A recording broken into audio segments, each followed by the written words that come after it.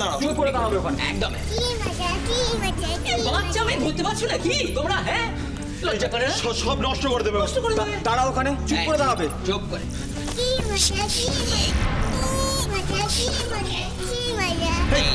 কি হলো এটা? এই কি হলো? কি নাই তো? এই এসব কি হলো? এই এরকম করে না। এসো আমার কাছে এসো। যাও। কি হচ্ছে কি? কি হচ্ছে কি? আমি কিন্তু ভীষণ রাগী।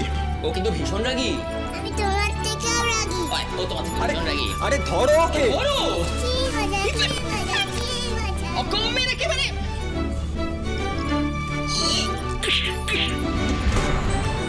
এই কি হলো? এটা কি করে হলো? কি করে হলো এসব?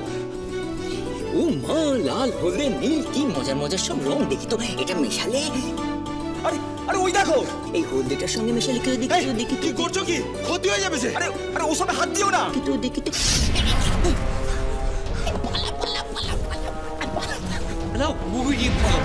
কি হচ্ছে এসব? আরে কি হচ্ছে এসব? আর বকবে? তুমি যদি শান্তভাবে এখানে বসে থাকো তাহলে আর কখনো তোমাকে বকবো না। কি বলো? হ্যাঁ,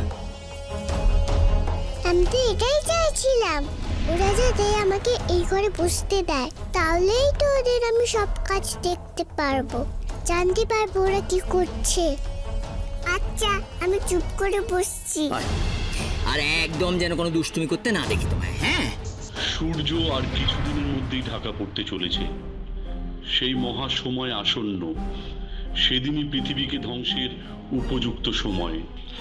আমরা এতকাল প্রফেসর ডিংডংয়ের সঙ্গে কাজ করেছিলাম কি এসব দেখার জন্যে?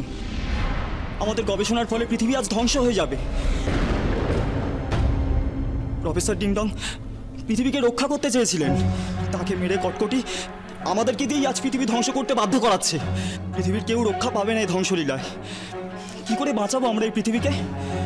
কিচ্ছু হবে না, পৃথিবী ধ্বংস হবে না, সবাইকে আমার মা রক্ষা করবে।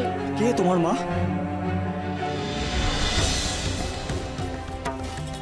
আমি কিরণমালা। সাহস থাকে তো আমার সামনে এসো, আমার সাথে যুদ্ধ করো।